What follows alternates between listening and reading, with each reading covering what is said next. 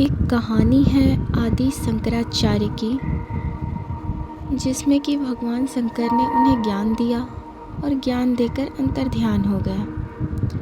तो आइए कहानी की शुरुआत करते हैं। सूर्योदय से पूर्व उनकी पूजा पूर्ण हो जाती थी। एक दिन सूर्योदय होते होते वे पूजा समाप्त करके विश्वनाथ मंदिर जा रहे थे। उन्होंने देखा कि गली में श्मशान घाट में काम करने वाला एक व्यक्ति 4 कुत्तों को चारों दिशाओं में बिठाए हुए रास्ता रोके खड़ा है। शंकराचार्य ने बहुत नम्र भाव से कहा, आप एक और हट जाएं तो मैं विश्वनाथ जी के दर्शन करने चला जाऊं। उस व्यक्ति ने शुद्ध संस्कृत में उनका प्रतिवाद करते हुए कहा, ओ सन्यासी, मार्ग से किसे हटा रहे हो? मेरे इस शरीर को या इसकी आत्मा को? हमने तुम्हारा शास्त्रार्थ सुना है। तुम्हारा सिद्धांत है कि वह पूर्ण ब्रह्म सर्वत्र सब में, तुम में, मुझ में एक समान विद्यमान है। पर तुम मुझे इस तरह दूर भगा रहे हो मानो मैं तुमसे भिन्न कोई और हूँ। यदि तुम इस शरीर को हटाना चाहते हो जो अन्न से बना हुआ है, तो जो मांस मज्जा तुम्हारे शरीर में है वही मेरे में है। यदि तुम शुद्ध चैतन्य को अलग करना चाहते हो तो वह तो यहाँ वहाँ सर्वत्र है। फिर तुम किसे हटाना चाहते हो? क्या इस पवित्र गंगा में प्रतिबिंबित सूर्य की आभा उस बिंब से अलग है जो मेरे निवास स्थान के समीप एक गंदे तालाब में पड़ती हुई दिखाई दे रही है?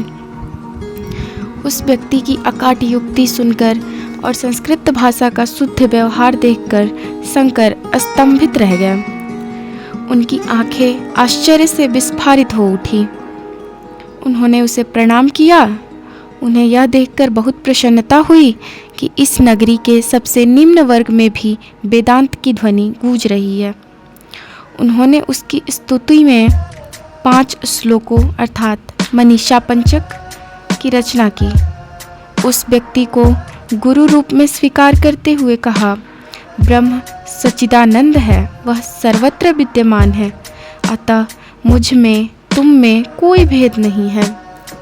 मनीषा पंचक नामक स्रोत में ब्रह्म की विलक्षण व्याख्या की गई है।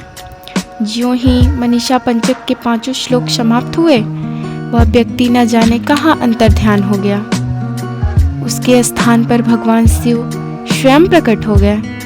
उन्होंने आचार्य शंकर को आशीर्वाद देते हुए यह आज्ञा दी कि जनता में और विशेषकर पंडित पुजारी समाज में जो अंधविश्वास फैला है, शास्त्र का मर्म बिना समझे यज्ञ हवन कर्मकांड की जो प्रक्रिया जनता को भ्रम में डाल रही है, जिसके कारण देश अज्ञान के अंधकार में डूबता चला जा रहा है और उसकी सारी राजनीति, धार्मिक,